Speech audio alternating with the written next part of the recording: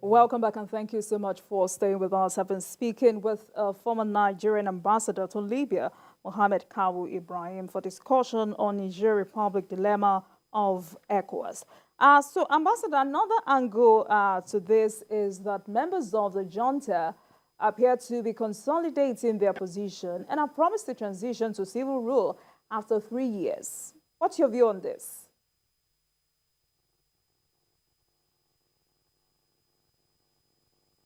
Yes, there's that sign of consolidation.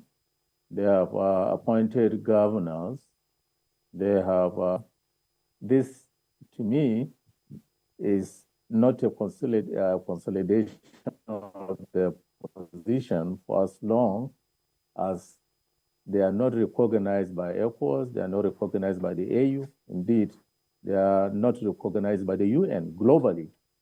So it's just a pretense. I don't think that should bother us. What should bother us is to ensure that every means necessary is taken to ensure that this junta goes. And the sanctions, as I have said, are already biting very hard on them. This sanction should be increased if necessary, depending on their reaction.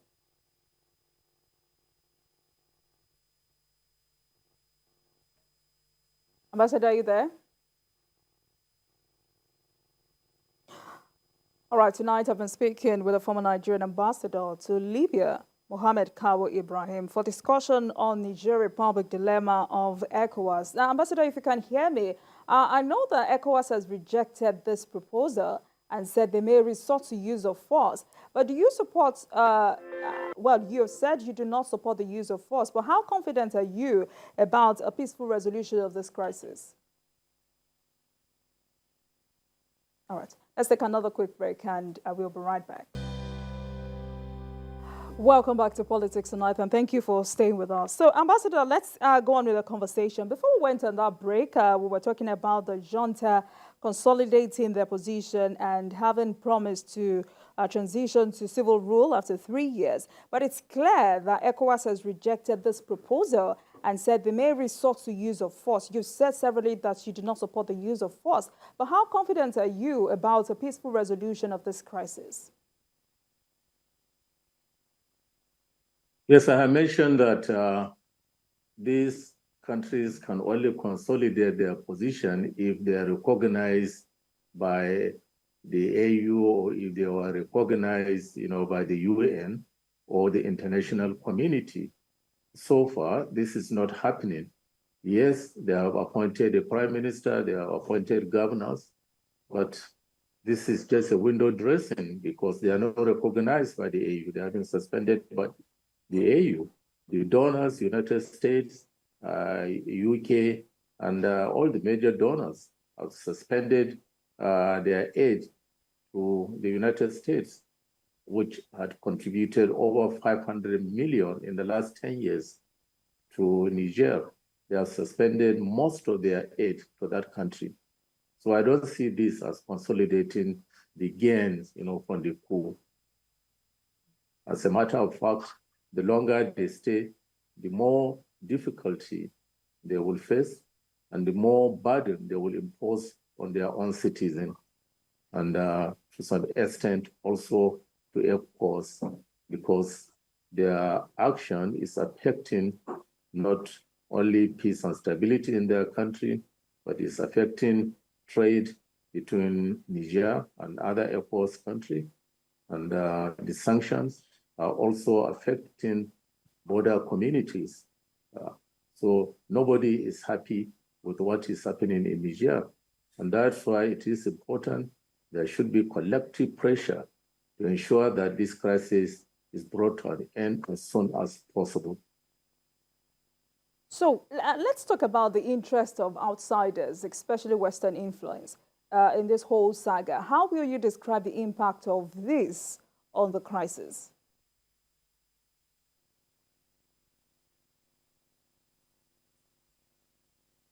Yeah.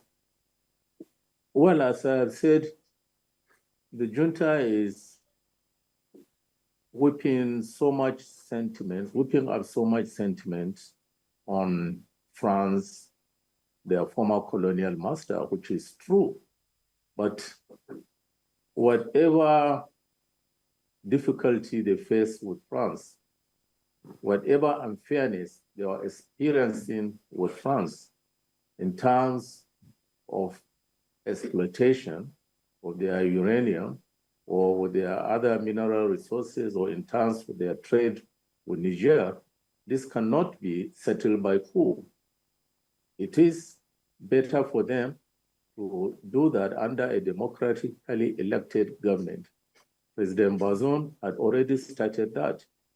He was reviewing the contract signed between France and Niger for the extraction of uranium in that country right from the time of independence, which is clearly really very unfavorable, very unfair, to Niger. The same thing in their oil sector with the Chinese. There's need for a review, and President Bazoum has started that. Rightly, it's not only in Niger, but in some of the other Francophone countries, like Gabon had a similar problem with regard to uranium.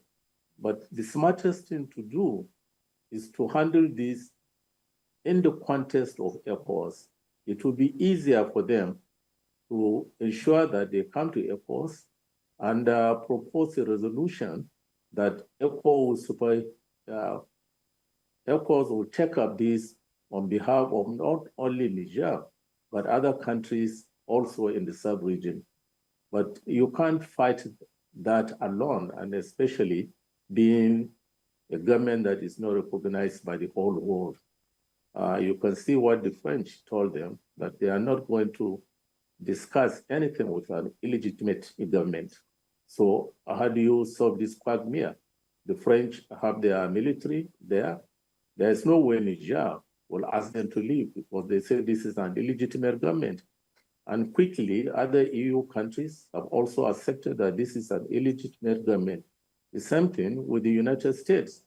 So if they are not accepted in ECOWAS, they are not accepted in Africa by the AU, they are not accepted, this government is not accepted by the UN, how can they enforce their own sovereignty over the action of French companies in Niger?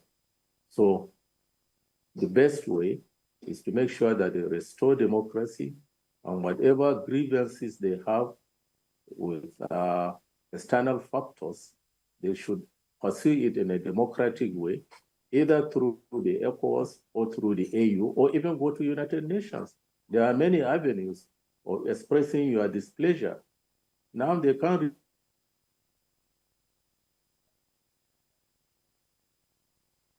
Ambassador, are you here?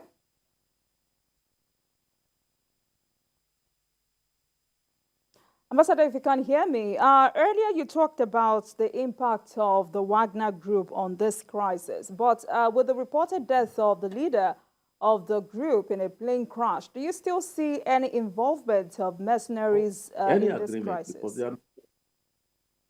All right. Now that you can hear me clearly, earlier you talked about the impact of the Wagner Group on this crisis.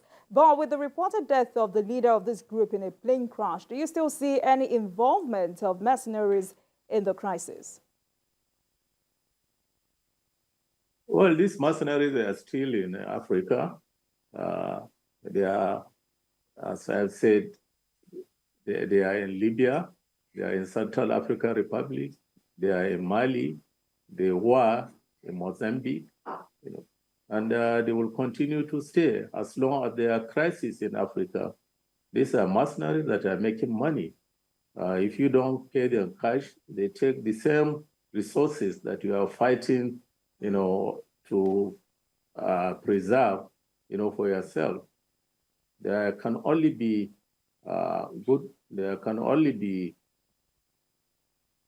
these countries can only see stability, can only see economic progress if there is peace in them.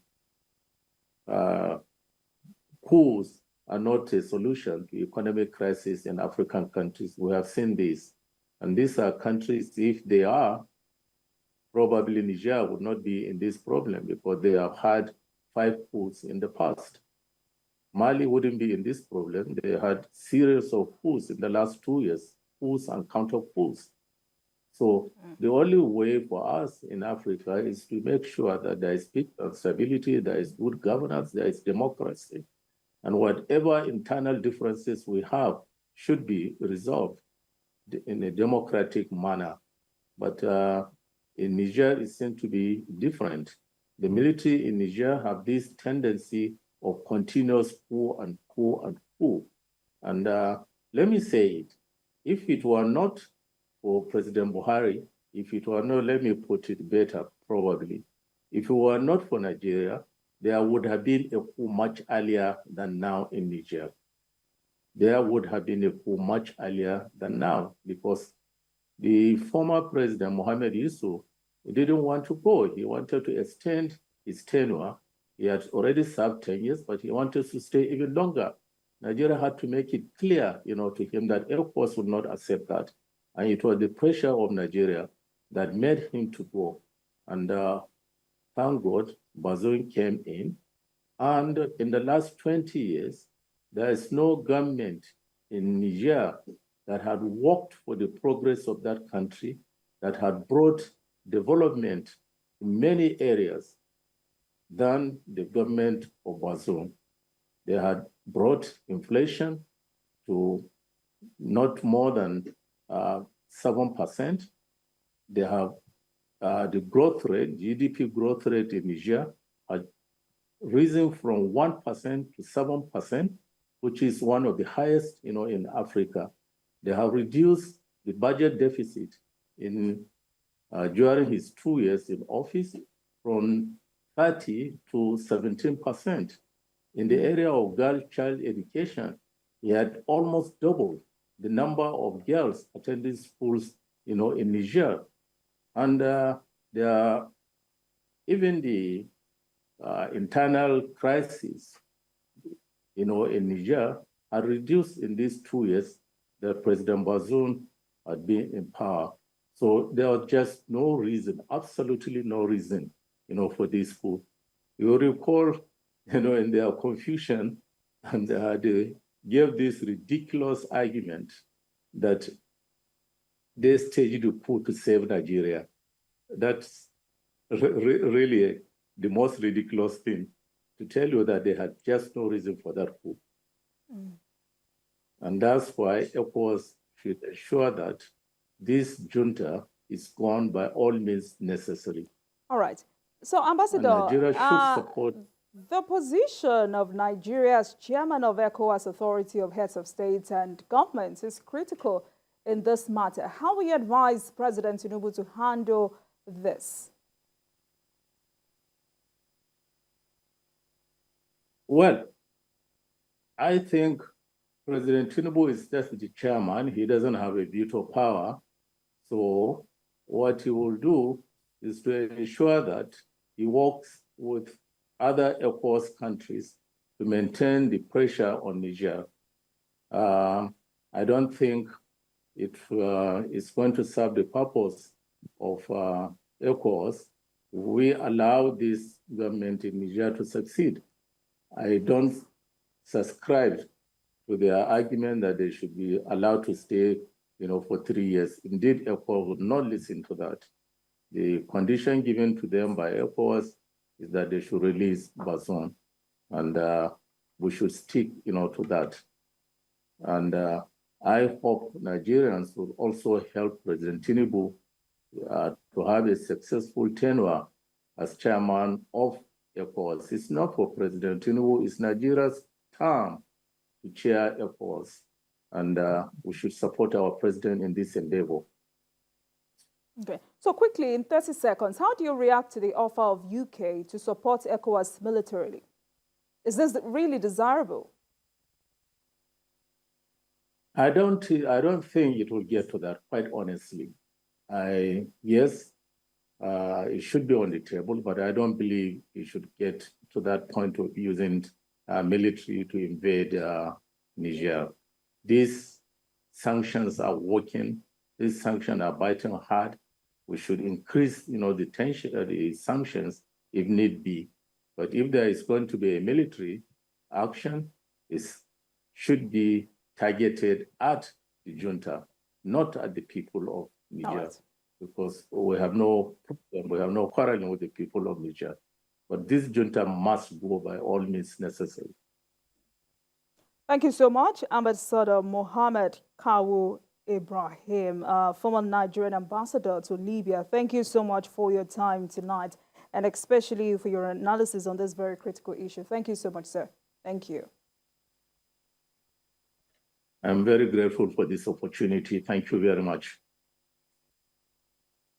And thank you so much for watching. That marks the end of today's episode of Politics Tonight. But the conversation continues from here. Get in touch with us on Twitter at TVC News NG and at online.